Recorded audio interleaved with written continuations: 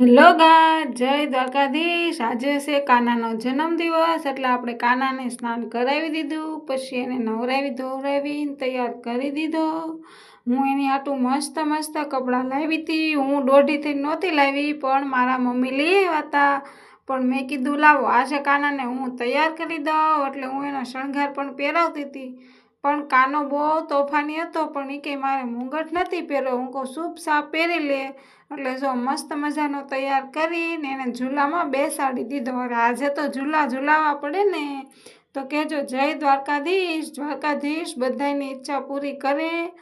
અને મારે જો મારા કાનાને તાવ આવી ગયો, તો હું હાથમ આઠમ કરવા આવી એટલે એને તાવ આવી ગયો। પછી મારા પપ્પા લઈ ગયા અમને બંનેને દવાખાને ગયા તો અહીંયા પણ જન્માષ્ટમીની ઉજવણી બદલે અહીંયા તો ત્વારો ન આવે, ત્યાંથી ગયા મેળામાં તો જવું પડે। અને અમારા ભાઈને તાવ આવે તો ભલે આવે, પણ એને રિમોટ કંટ્રોલવાળી ગાડી લેવી હતી।